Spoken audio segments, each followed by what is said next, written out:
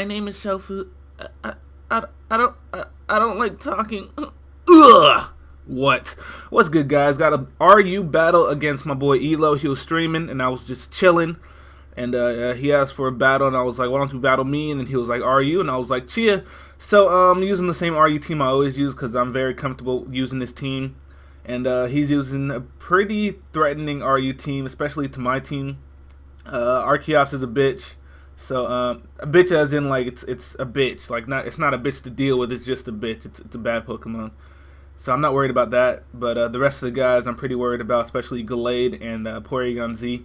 Because those guys can do massive damage single-handedly. Now, I'm going to leave with my Excelgor, that big Agaruda, that Japanese name Chia, and he's going to lead with his Magmortar. Now, I didn't know if I would outspeed him or not, so I'm just going to switch directly out to my Unsha, that big Unch, that Munchlax, that Munch.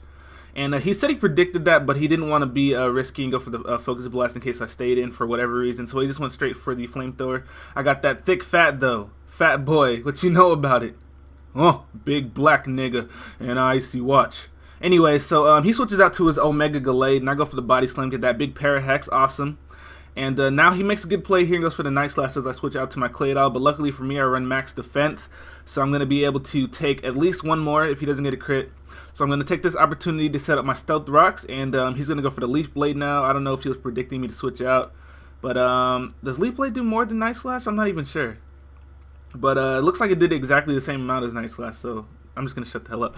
Anyway, so now I'm going to go for the Earthquake, and I'm not sure if this crit mattered. It might have, because he was a little less than half, and Gallade really does have bad defense, but then again, Claydol's attack isn't the highest either. So I'm not really sure if that crit mattered. Probably did, though, so yeah, that sucks for you. Anyways, I go for the Toxic on his Rotom, because I thought he was just going to kill me anyways. And I don't really see substitute on any Rotom, as a matter of fact. So I wasn't expecting that in the slightest. So it doesn't even matter though, because I got the best special wall in RU, that big Unsha, that Munch. And as you can see, that hidden power did absolutely diddly. And now he's gonna go for the Thunderbolt, and I'm gonna go for the Body Slam, just you know, breaking the sub and whatnot. And as you can see, I'm still above half, so I'm doing well. I have rest, I have sleep talk, so I'm not worried about this thing in the slightest. So I was expecting him to switch out or go for another substitute. So right here, I just went for the Whirlwind, but it seems that he attacked me first. So, you know, he took a little piece of me with him before I Whirlwinded him out. But now that he's out to his Claydol here, I don't want him to Rapid Spin my rocks away, so I'm going to send out my OG, original gangster Rotom, what you know about it. But it seems that he predicts a switch and goes for the Psychic, and that's not good at all because he gets a huge hit off on me. But luckily for me, he actually stays in. I would have switched to Porygon Z right there because I wasn't going to, it'd be too risky for me to over-predict in this situation. So I just went straight for the Spec Shadow Ball, ends up OHKOing the Claydol, which actually surprised the hell out of me. I didn't expect that to one-hit KO, to be honest, because Rotom doesn't have the high special attack. But I was wrong, so cheer. So now he's going to send out his Porygon Z, and I know that it's, well, he knew I was choice because, you know, the Shadow Ball killed. So he's free to go out to his Porygon Z. I'm going to send out my Claydol as Death Fodder. Now he's going to go for the Tri-Attack, and I'm going to go for the rest. Look at that. Live with 3 HP. Hard body. Or should I say extremely soft body. Take your pick. It doesn't matter. Either one works. Anyways, I live with 3 HP, and luckily I don't get paralyzed. So I'm able to get off the rest and get all of my HP back. That is a bitch to deal with because he needed this thing dead. He really did. And holy shit, that Tri-Attack did a lot. Does he have adaptability or something? Yeah, he probably does, because that did way too much damage. Anyways, I'm going to go for the Sleep Talk at the Whirlwind after taking the huge-ass Tri-Attack hit. And I Whirlwind him out to John Deere. So that's good because John Deere is very weak. Can't touch my Munchlax at all. Look at that. Did nothing. So I'm going to go for the Sleep Talk because I am asleep. And I get the Body Slam off. Luckily, get some damage before I have to go to sleep again. Because, as you know, I can take hits from this thing all day and night. Kid Cudi and this bitch. And I wake up here and I go for the Body Slam. And I get the Parahex. Yes, the power! And then on top of that, he's still faster than me because, you know, Munchlax is slow as hell. And even though he's paralyzed, he's still faster than me. But he gets paralyzed! Yeah! My Munchlax lives to see another day. Because he got paralyzed, I get to get off a rest, which is pretty damn unlucky for Elo, to be honest. But that's how the story goes. I will forever be the father, no more show. And here he sends out this terrible excuse for a good Pokemon named Taitar. I have no idea what that is. Anyways, so this Acrobatics is going to do a shit ton of damage to me right now. But I can live it because hard... Oh, shit. No, I can't live it. I can't live it, but he got a crit, so, you know, I died and stuff.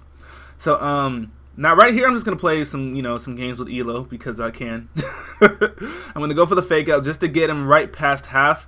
And if you guys don't know, this Pokemon right here, if it gets lower than half HP, its attack and special attack is cut in half. So I get him below half, then I go out to my Aggron because I know he's going to use the Acrobatics. Now I know he's going to use the Earthquake. So I switch into my Excelgor. So it really wasn't a bad move on my part, actually. I wasn't trying to be an asshole at all. Now that I think about it, I did what needed to be done. I forced him to use Earthquake so I could bring in my Excelgor safely. And then I went for the Focus Blast to take it out. Luckily it hit. So now he sends out his Porygon Z. I know I can kill it with a Bug Buzz, so I don't have to risk missing the Focus Blast. Because the Agaruda, I keep calling it by its Japanese name, forgive me. Excelgor is pretty strong. It has just as much special attack as Starmie. It's much faster than Starmie though. So it's a good Pokemon. So it was a good replacement for Yanmega once Yanmega went to Borderline. So now he sends out his Scarf Magmortar, and as you can see, I am faster. But as you can see, the Focus Blast isn't strong enough to take it out. But I have Toru, and Toru's going to go for the Fake Out. Dribble, cross, back step, fade away, splash in your motherfucking mouth, bitch. And yeah, I take out his Magmortar, and then since his Rotom is paralyzed, I can take that out with the close combat.